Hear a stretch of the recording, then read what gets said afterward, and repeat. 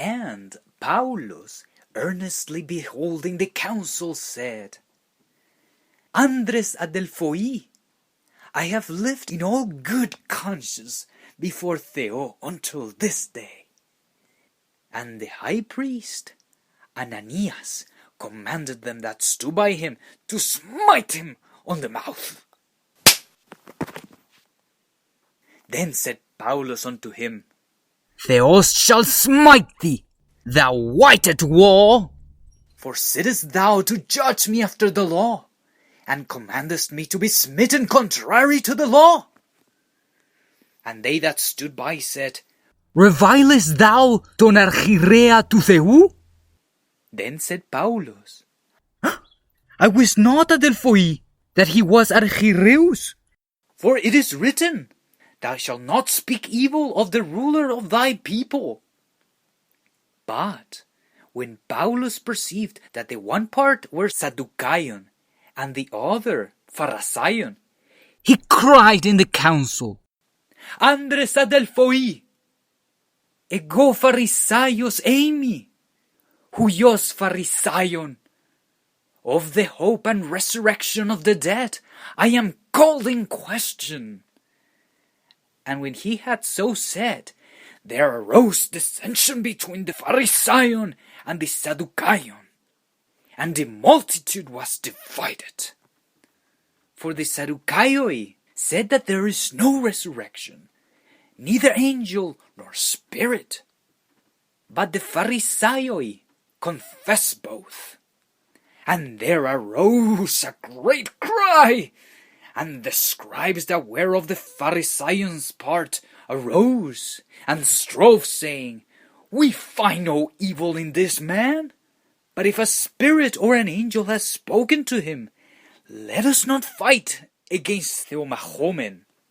And when there arose a great dissension, the chief captain, fearing lest Pαυλος should have been pulled in pieces of them, commanded the soldiers to go down, to take him by force from among them, and to bring him into the castle. And the night following, Curios stood by him and said, Be of good cheer, Pαυλε, for as thou hast testified of me at Jerusalem, so must thou bear witness also in Homen. And when it was day, certain of the Judaioi banded together and bound themselves under a curse, saying that they would neither eat nor drink till they have killed Pαυλον.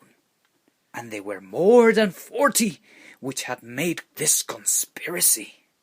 And they came to the chief priests and elders and said, We have bound ourselves under a great curse, that we will eat nothing until we have slain Pαυλον. Now, therefore, ye with the council, signify to the chief captain, that he bring him down unto you tomorrow, as though ye would inquire something more perfectly concerning him, and we, or ever he come near, are ready to kill him. And when Pαυλος' sister's son heard of their lying in wait, he went and entered into the castle and told Pαυλο. Then Pαυλος called one of the centurions unto him, and said, Bring this young man unto the chief captain, for he hath a certain thing to tell him. So he took him, and brought him into the chief captain, and said, Pαυλος the prisoner called me unto him, and prayed me to bring this young man unto thee, who hath something to say unto thee. Then the chief captain took him by the hand, and went with him aside privately, and asked him, What is it that thou hast to tell me? And he said, Hoi Judaioi have agreed to desire thee that thou wouldest bring down Pαυλον tomorrow into the council, as though they would inquire something of him more perfectly. But do not thou yield unto them, for there lie in wait for him of them more than 40 men, which have bound themselves with an oath, that they will neither eat nor drink till they have killed him. And now are they ready, looking for a promise from thee. So the chief captain then let the young man depart, and charged him, See thou, tell no man that thou hast shewn these things to me.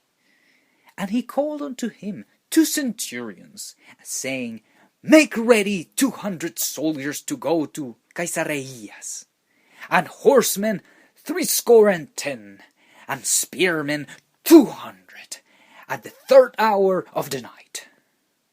And provide them beasts, that they may set Pαυλον on, and bring him safe unto Felica, the governor. And he wrote a letter after this manner. Claudius Lucius, unto the most excellent governor, Felici, sendeth greeting. This man was taken of the Judaeon, and should have been killed of them. Then came I with an army, and rescued him, having understood that he was a Romaios. And when I would have known the cause wherefore they accused him, I brought him forth into their council, whom I perceived to be accused of questions of their law, but to have nothing laid to his charge worthy of death or of bonds. And when he was told me how that the Judaeon laid wait for the man, I sent straightway to thee, and gave commandment to his accusers, also to say before thee what they had against him. Then the soldiers, as it was commanded them, took Pαυλον, and brought him by night to Antipatrida. On the morrow they left the horsemen to go with him, and returned to the castle, who, when they came to Caesarea, and delivered the epistle to the governor, presented Pαυλον also before him. And when the governor had read the letter, he asked of what province he was.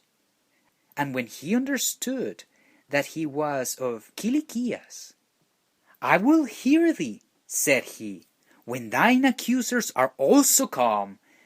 And he commanded him to be kept in Herodus' judgment hall.